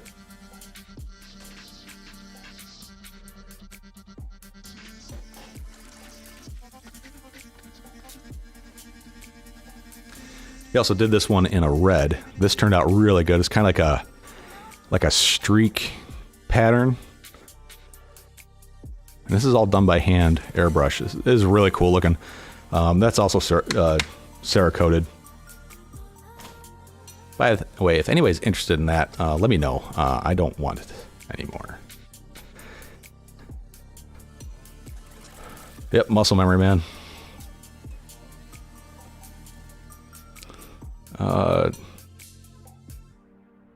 Does anybody give a blank about the rules anymore? Market 0. Thank you. You know what I'm talking about. Mike Bergman for the win. You're entering a world of pain. Hey, Maniac, if you're going to order 3 V-Fly beacons, click on tweetfpv.com and click one of those affiliate links, because got to shill something. You want a tow? I can get you a fucking tow. With polish. Love that movie. The disarm buttons on my beepers always fail. There was one company, I don't know, it might have been V-Fly, but to disable the beeper, it was, you plug it in for like a second, you disconnect it, and you plug it in again and disconnect it, and it shuts the beeper off. I like that better than this pushing the button thing, because then you can just bury it in a quad. I don't like that you have to be able to get a hold of the button on this one. Best looking Tango 2 out there. I believe so. I also got the best looking Orca goggles out there as well.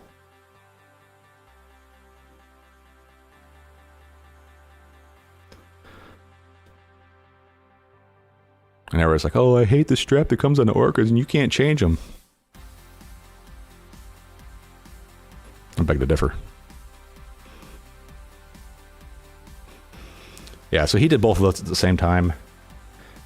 And that's also when I went through and decided to fly my DJI only for about 2 months.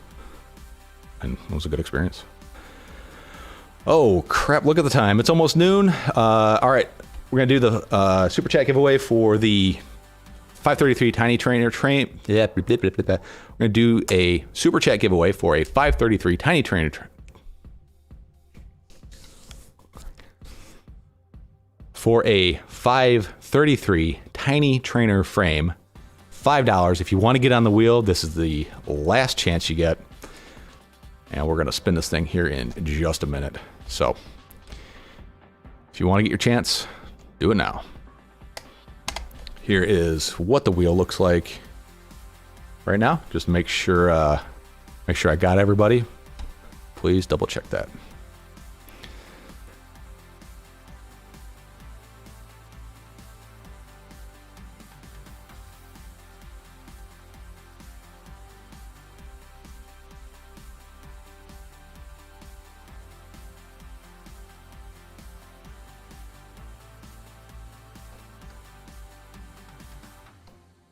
Who is this guy?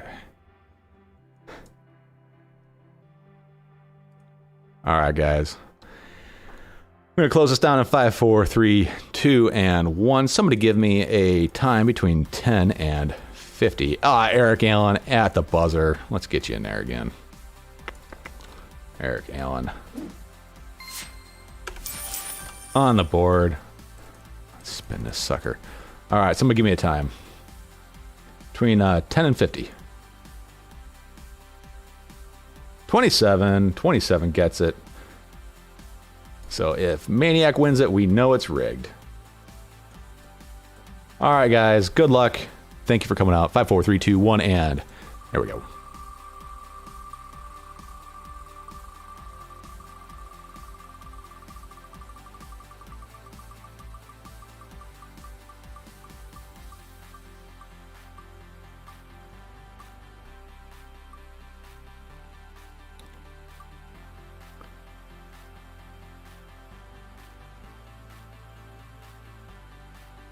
I do believe that's going to be market 0.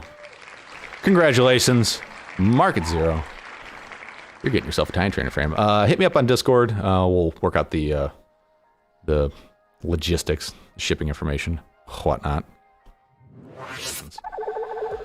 All right, guys, it is noon. Thank you for hanging out. I kind of wanted to work on this TinyTrainer frame, but button up against Bardwell, I usually got to jump off at about noon because I watch my viewership go just screaming towards the ground. But if I decide to start working on it throughout the week, I'll go ahead and spark up the whole YouTube-y thing. Hopefully you like the new layout. I know I do. If you guys have any comments, questions, please hit me up over on Discord. I'm more than happy to help you out there. And as always, guys, stay positive. See you next time. Bye.